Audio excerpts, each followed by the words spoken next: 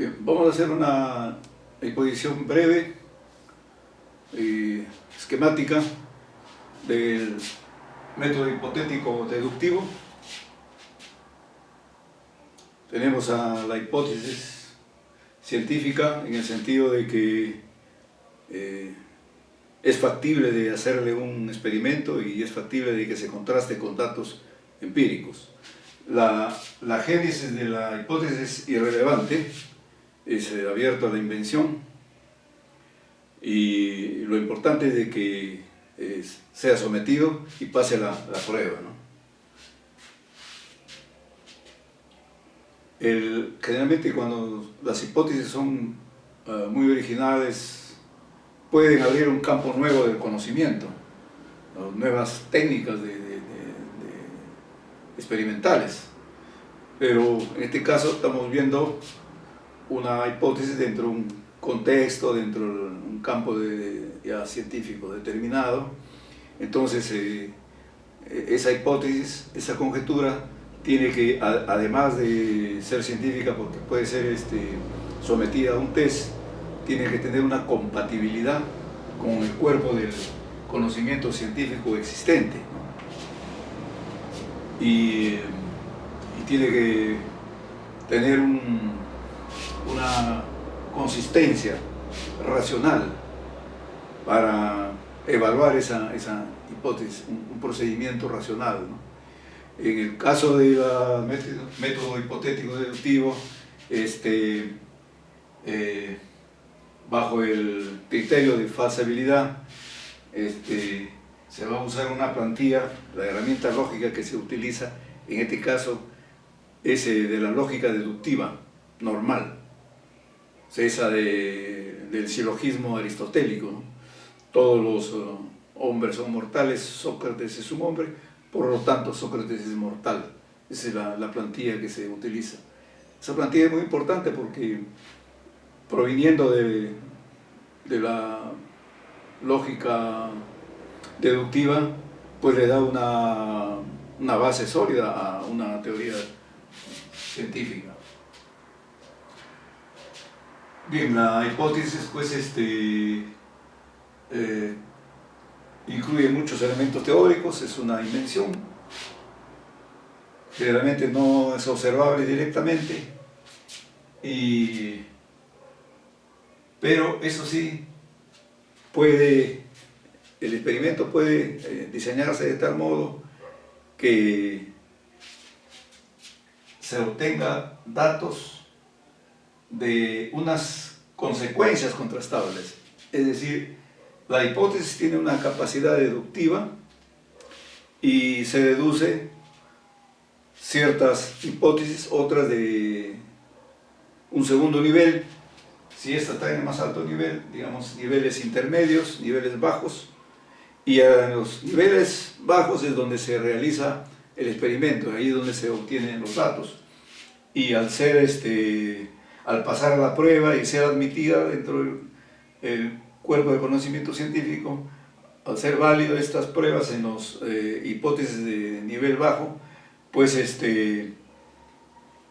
automáticamente da un valor positivo para la de hipótesis de valor intermedio y también para la hipótesis de valor más alto, ¿no? O sea que esto convalida esto y esto de acá, ¿no? Entonces, el método para poder verificar esta hipótesis es a través de hipótesis intermedias e hipótesis de bajo nivel. Ya las hipótesis de bajo nivel son observables, se puede hacer la medición, ¿no? Y tenemos acá también las técnicas de test que se aplican, que tienen relación con el cuerpo de conocimiento científico existente.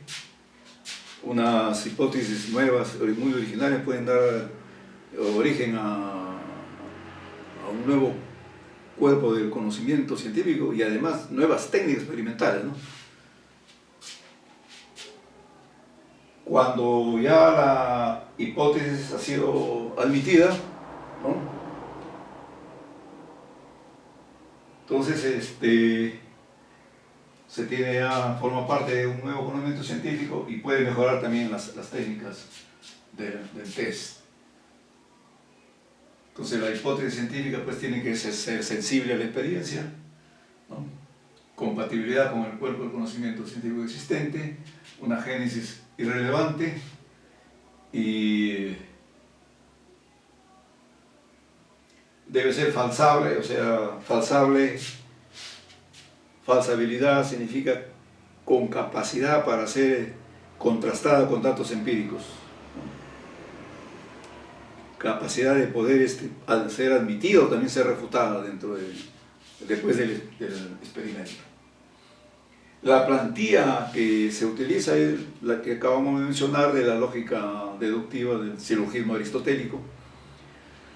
Sin embargo, es necesario, no está de más mencionar que el argumento deductivo tiene que ser válido en el sentido de que si las premisas son verdaderas, la conclusión debe ser verdadera. Y eso implica, para asegurarse de que eso se cumpla, la lógica moderna hace un pequeño cambio en la lógica aristotélica, en el silogismo de todos los hombres son mortales, Sócrates es un hombre, por lo tanto Sócrates es mortal. La modificación es que debe decirse, sí, todos los hombres son mortales y Sócrates es un hombre, por lo tanto Sócrates es mortal. Entonces, con esa salvedad ya no se puede cometer errores. ¿Por qué razón? Porque la lógica simbólica o formal, son sinónimos las dos palabras, tratan solamente de símbolos, de formas, de estructuras. No interviene ni la palabra Sócrates, ni la palabra mortal, ni la palabra hombres. Es netamente simbólico. Y dentro de la lógica simbólica formal, estudia muchos tipos de deducción. Y la deducción del silogismo de Aristóteles forma parte de esta lógica simbólica. O sea, es una más de los tipos de deducción. Cuando está absorbida dentro del esquema de la lógica formal, en la lógica formal, un argumento válido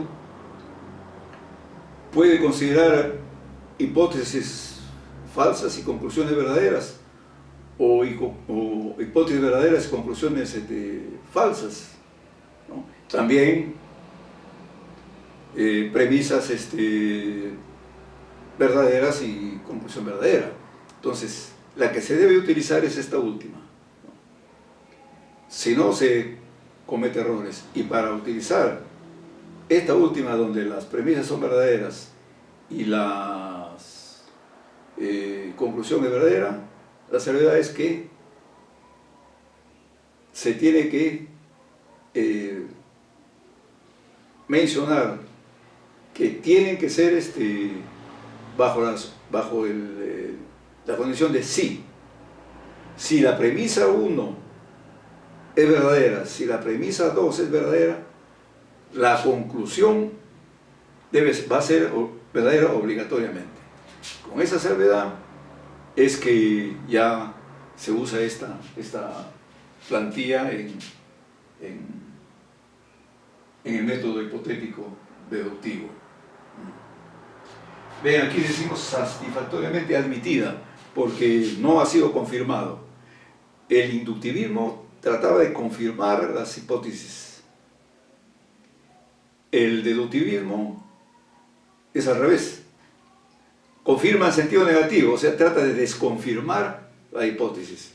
Por eso que si es admitida, es satisfactoriamente admitida, pero está sujeta, está ahí esperando que alguien haga otra prueba. O sea, solamente es admitida, podríamos decir, provisionalmente.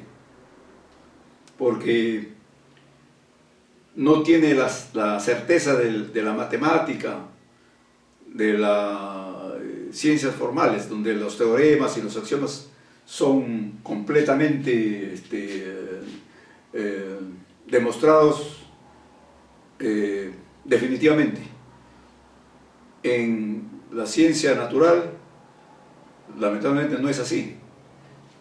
Entonces no podemos soñar con una verdad absoluta, es simplemente la hipótesis admitida, ¿no?, dentro del nuevo campo del conocimiento científico. Es todo.